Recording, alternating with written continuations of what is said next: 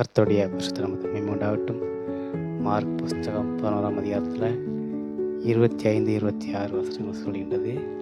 நாம் ஜெபிக்கின்ற பொழுது யார் மேலேயும் எந்த பொறாமையோ கோபமோ இல்லாமல் தேவனுடைய சமூகத்தில் மனப்பூர்வமாக இறங்கி அவர்களை மன்னிக்கின்ற பொழுது பரலோகத்தில் இருக்கின்ற பரமபிதாவானவர் நம்முடைய தப்பிதங்கள்லாம் மன்னித்து நம்மை மகளாய் ஏற்றுக்கொள்கிறாங்க.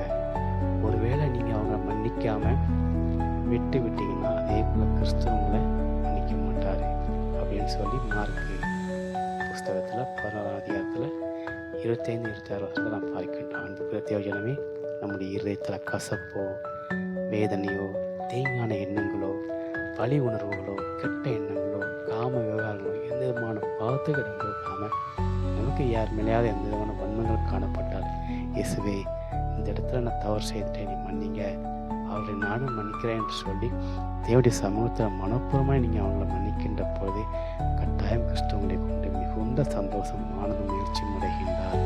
நீங்கள் அப்படி மன்னிக்கின்ற பொழுது பரமபிதாவே வந்து இறங்கி உங்களை மனப்பூர்வமாய் மன்னிக்கின்றார். அது மாத்திரமல்ல, அந்த மனிதரை நீங்கள் மன்னிப்ப நிமித்தமாக நீங்கள் தன்னுடைய பார்வையில் நீதியை காணப்படும், நீதியை விதிக்கிறீங்க, நீதியாக இருக்கிறீங்க. அந்த நீதி நிமித்தமாக நீங்கள் ஒரே முறை கண்டுகளைப் போல உங்கள் தலைமுறையை தேவன் ஆசீர்வதிக்க ஆயத்தமாக இருக்கின்றார். நீங்கள் வேலை பார்க்கின்ற இடத்துல, அல்லது நீங்கள் வெளியே வியாபாரம் செய்கின்ற இடத்துல, அல்லது நீங்கள் போகும்போது வரும்போது இது எல்லாரும் ஒரு வகையில் ஒரு மனஸ்தாபத்தை மேற்கொண்டிருப்பீங்க.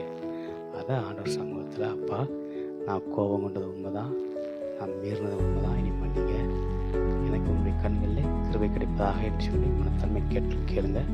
கட்டாயம் கிறிஸ்துவனை ஆசீர்வதித்து மனப்புறமாய் இந்த சமூகத்தில் ஒரு உயர்ந்த ஒரு அந்தஸ்தில் எவராலுமே தடுக்க முடியாத அளவிற்கு ஒரு ஆசீர்வாதமான ஒரு வாழ்க்கையை கொடுப்பார் என்பது அதிக நிச்சயம். ஆகவே நீங்கள் பிறரை மன்னியுங்கள்.